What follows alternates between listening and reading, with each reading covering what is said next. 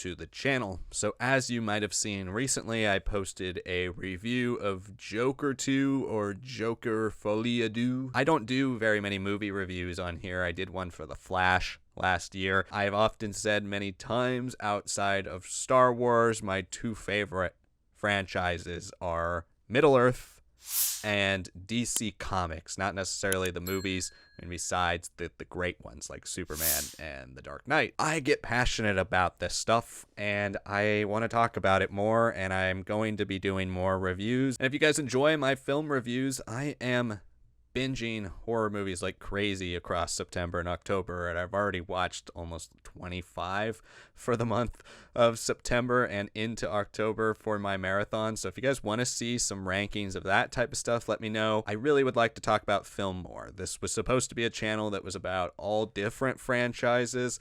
Because Star Wars is the thing I know and love the most, it has turned into a Star Wars channel for a lot of things that I wouldn't normally do on my other Star Wars channel. Let me know what you guys want to see in the comments. Please, please, please let me know, because that is your key to getting more content from this channel. All right, so to Joker Folie.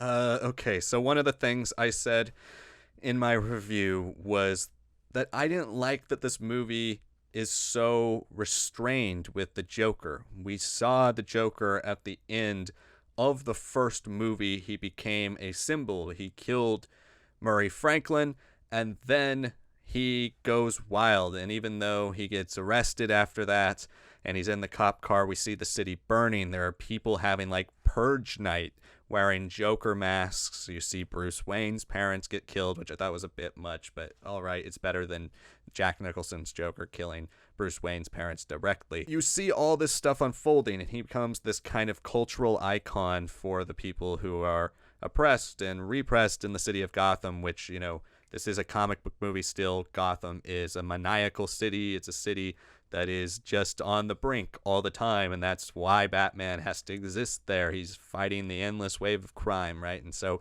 I thought that all fit the story of Gotham. This movie dodges its inspirations more than the other one does. It dodges it more than ever. It doesn't embrace that it's a comic book movie. It doesn't want to be a comic book movie. It wants to be this hard-hitting drama about a mental patient, somebody suffering from this psychosis of being the Joker, but it doesn't want to actually feature the Joker. It doesn't want to do anything with the Joker. It doesn't want to be a comic book movie. It kind of dodges everything that makes the Batman universe exist. Where the first one, I went back and rewatched some scenes, and like it's dripping with comic book stuff and Batman stuff. It makes Gotham a bit more of a character. Batman and his family a character. The Waynes have a huge stamp on the movie. Thomas Wayne is an important character to that story. Obviously Bruce Wayne and Alfred are in it in one point.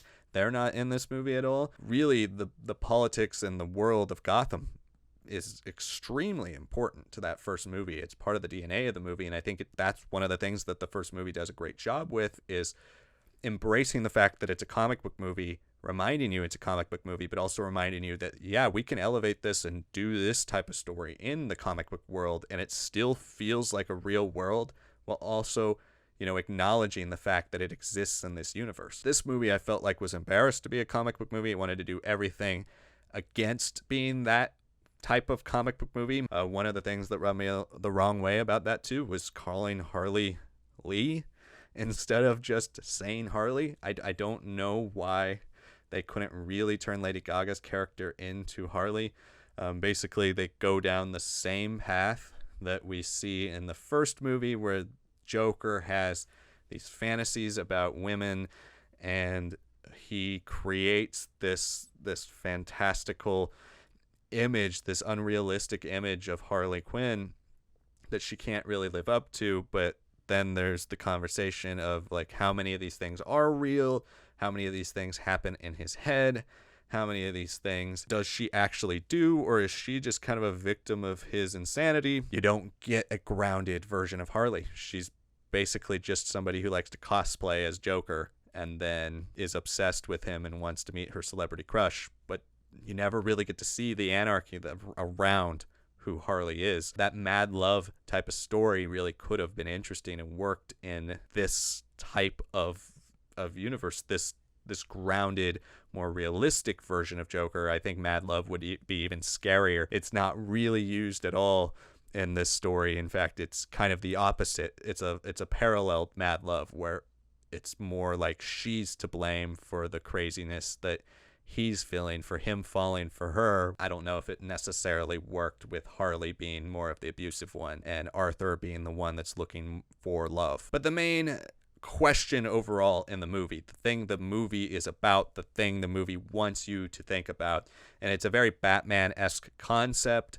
It's the idea of symbolism and what does it mean to become a larger-than-life symbol? What does it mean to be the Joker versus the person underneath the makeup, Arthur Fleck? We've seen this done in the Batman movies or in a lot of superhero movies, but specifically Batman over and over again because Batman is a psychologically broken character. What does it mean to be Batman versus Bruce Wayne? Which one is the real mask? Can you possibly live up to the symbol of the Batman, or will that kill you? And the Joker being on trial versus Arthur Fleck being on trial. This character, even though he seems to have found himself in the last movie as Joker, that's the only thing that the world cares about. They don't care about Arthur Fleck still. And so this guy is still suffering because nobody will hear him. People follow the Joker. He's got massive crowds outside.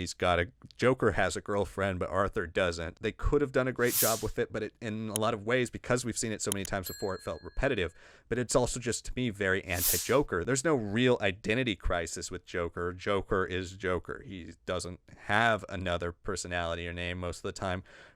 In the comics, we don't even know his alternate identity. He's got the name Jack, and that's all we know about him. He doesn't have a last name.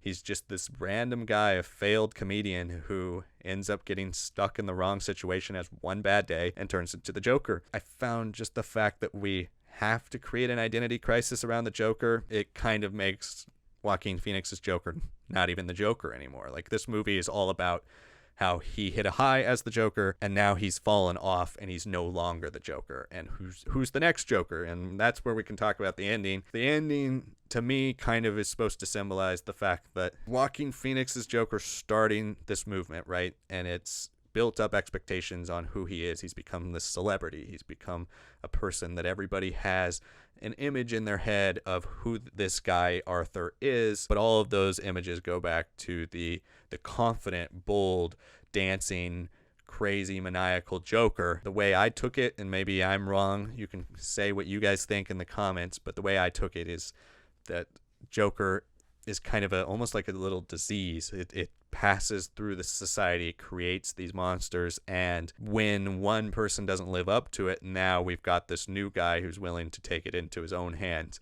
and take over the symbol of the Joker, because this guy, this Arthur Fleck, is not it. He's not the symbol that the Gotham has been searching for. It was a bold decision, but I think it's a decision that makes you feel like, why did I watch this movie? Arthur is in Arkham Asylum when the movie starts. He's in Arkham Asylum when the movie ends. And yes, you could say he was going to get killed anyways because he gets found guilty. He's going to be sent to the electric chair. But this guy just takes matters into his own hands. And to me, it was supposed to be kind of like a passing of the torch. Like, not that we're going to get a Joker 3 starring the guy who kills him, but this symbol that is the Joker that's eternal. And ultimately, if one person doesn't live up to it, somebody else is going to come take its place. It's not satisfying as an audience member when you're sitting there watching it, especially when it comes to the first movie and the triumphs of Arthur, which you're not rooting for. And the whole point of watching the second movie was to hear that he's even more miserable and that people don't like him anymore again. And he's just going to have this awful end to him. And either way, he's gone. The one musical number that I did really love was the one in the courthouse. And honestly, this is a problem of the musical elements of this movie, is that I can't remember a single song in this movie. Like, I can't remember any of the songs' names. I can't remember any of the lyrics. I can't really remember any of the scenes. They all kind of merge into each other. They're shot in similar ways. While beautiful, not too many of them stand out. The only one that really stood out to me was the one in the courthouse when he starts having the fantasy about him and Harley. He pulls out a gun and he starts shooting random people while he's singing. To me, that felt like the Joker. That was the one time in this movie where I was like, okay, that's the Joker. The Joker would randomly break out into song and then shoot people while he's singing. So those are my thoughts on Joker Folie. Let me know what you thought in the comments below. What's some of the spoiler things in this movie that you either loved or hated? Let me know in the comments below. Thank you so much for watching, and I will see you all next time.